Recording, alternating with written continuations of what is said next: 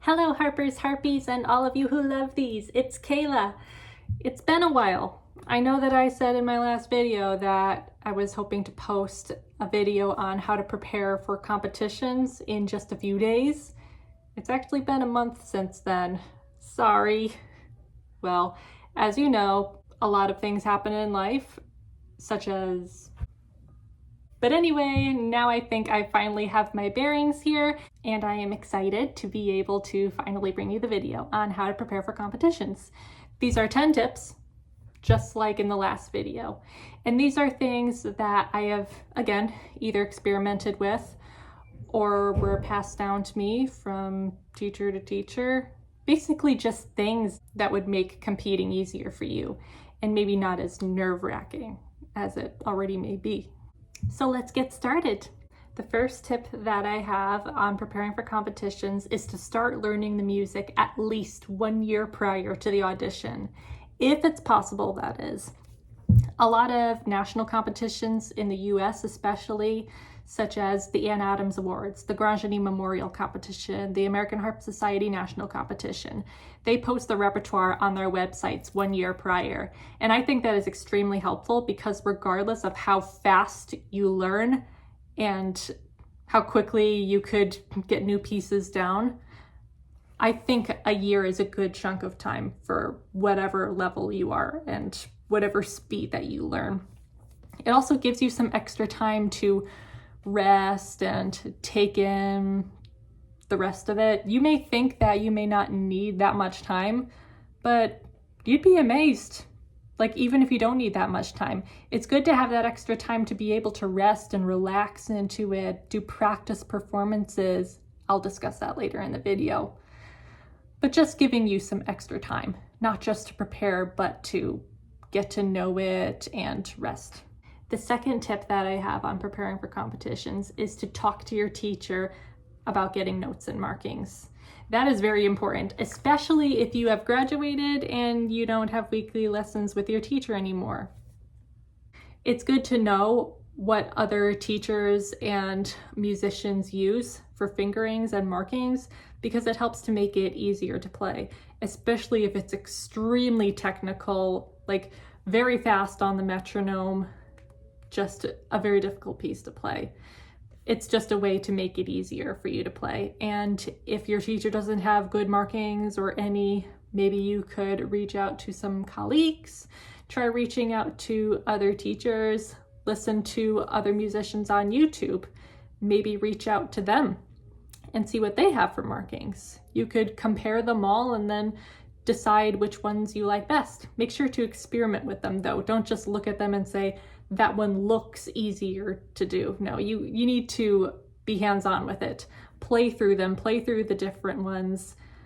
Sometimes it even depends on how well it sounds because different fingerings and different notes and markings can have something to do with the sound quality as well. I had mentioned in the previous video how important sound quality is. It's even more important in competitions because they're going to be listening for sound quality. The third tip I have is to break your music up into chunks. So one way that I like to do this is to bracket off certain areas of my music that I'm having trouble with or things that I want to focus on a lot more. So I would do that, and then when I find that it's easier to play or it sounds a lot better, then what I would do is I would erase the second bracket and then expand that bracket, maybe a few measures or a line, really depends on how difficult the passage is.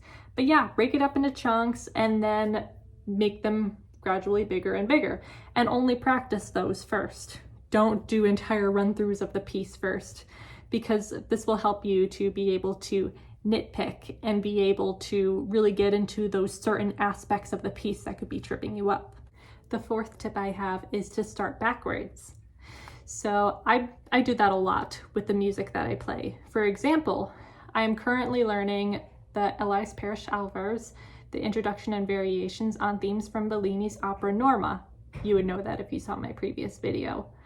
But basically there is an intro, a theme, 4 variations, and a finale. The last variation, it sounds like it's one of the easier movements, but it is not. It is pedally, it is technically advanced. it is not something to take lightly. So what I did when I first saw the piece, I was plucking it out for the first time, getting a feel for each movement, and I realized that the fourth movement was the trickiest for me.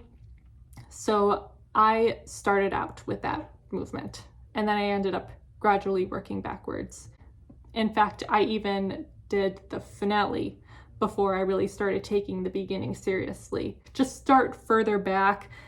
Going backwards really helps because a lot of times the beginning is the easier part and the end is like the explosion most of the time.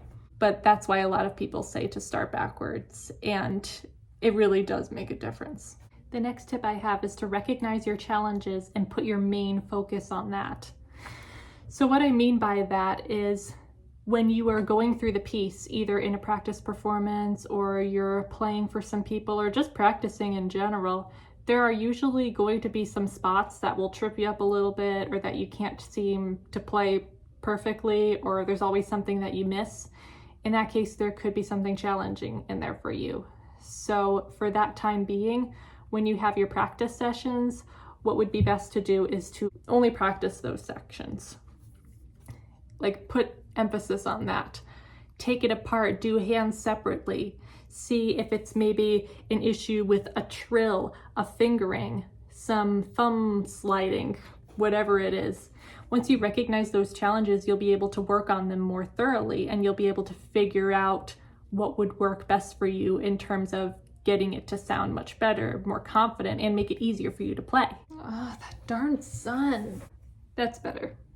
The next tip I have is to record yourself multiple times, like as many times as you can.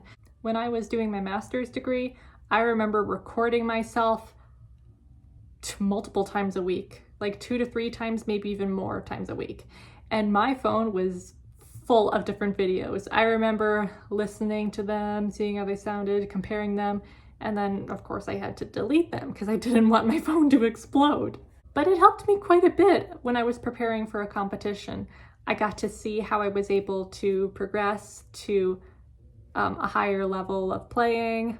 I was able to see how the challenges that I had started to smooth themselves out. I started to be able to recognize different things that I needed to do. And I would give myself some little critiques here and there and write down some different things to work on, giving myself a harp lesson, if you will. Next is practice performances. So this is what I briefly mentioned earlier. What that means, that actually can mean many different things.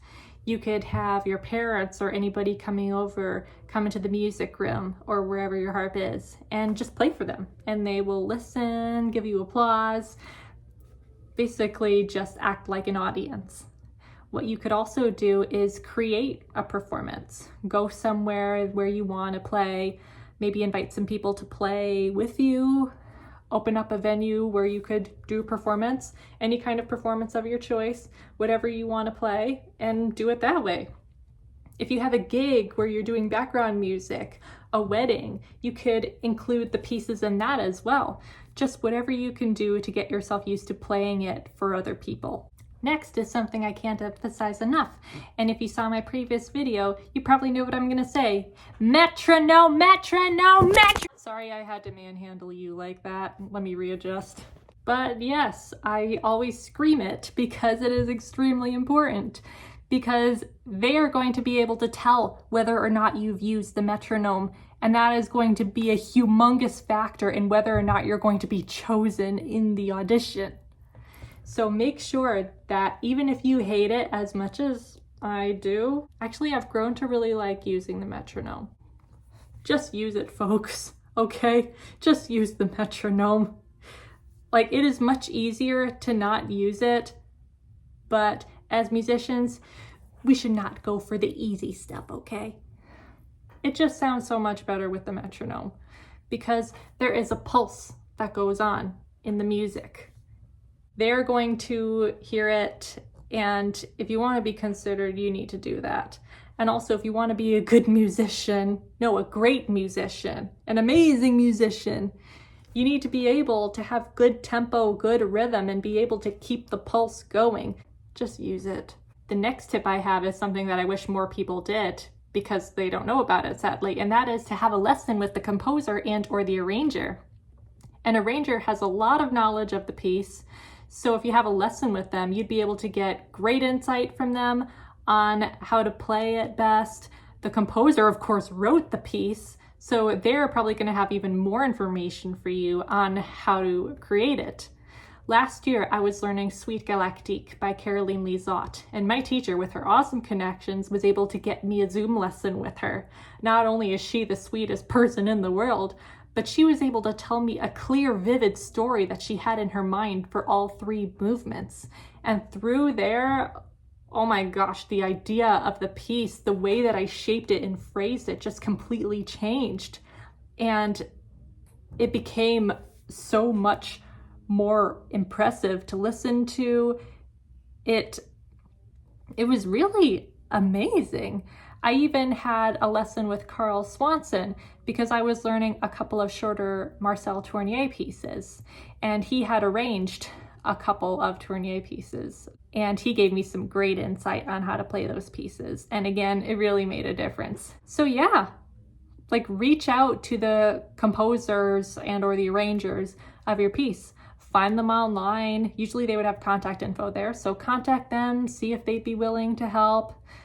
Although if you're playing an original Bach transcription, then you won't be able to do this unless you use a Ouija board. Finally, the last tip is to relax and have fun. I know it's a lot easier said than done, but once you have enough experience and you know that you are not only in it to win it, then it'll be easier to relax into it and know that they're not going to pounce on you if you do something wrong. They know that you're going to be nervous, and they've been there, done that. They empathize with you, but they also need to judge fairly.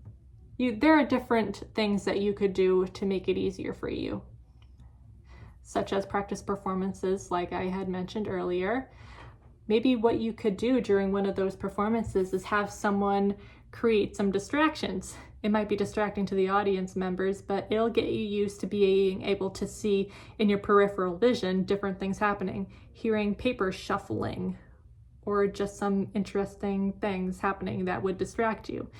It's to train you to not get distracted. I remember doing that a couple of months ago when I was preparing for a competition, and a couple of other students came along and they were tossing around some different fabric things, bending over their chairs, doing a lot of interesting things. And I actually did a pretty good job at not getting distracted because I knew the piece so well. So once you get to that point, you will know that you'll be ready. Another thing to think about is owning the stage. You know, when people say the stage is yours, they actually mean it. In that moment, it actually is yours. So act like you own the stage. I remember having that in my mind when I was preparing for a competition. And in doing so, I ended up not being nervous, believe it or not. I remember having it in my mind for so long that day and believing it so much that when I was walking up onto the stage, I felt like a queen. And I think I played like one too. I was actually pretty surprised at how well I was able to keep myself centered. Sadly, I didn't place in the competition, but the playing speaks for itself. That kind of confidence is what you need in order to be able to have a better chance at a competition. Although you never know what they're going to decide. But just know that these are different ways that you can relax and have fun. And the vast majority of the time, the way you handle yourself on stage is going to aid in whether or not you get chosen. Those are my 10 tips on how to prepare for a competition. I hope they helped. I hope you learned a lot from my videos. Please let me know if you have any questions or maybe experiences that you've had if you have done any of these. I would love to hear from you. And also, please send me some questions because I still want to do a Q&A, but as of now, I only received 1 question. Come on, people, send me some questions. I want you to be able to reach out to me and ask me some things because I want to answer some more questions. But anyway, thanks again for watching, and I hope to see you soon. Bye. Usually what that means, well, you already know what that means. When I was doing my The third tip sorry. There were auditions earlier today. That's why I'm yawning. Good night.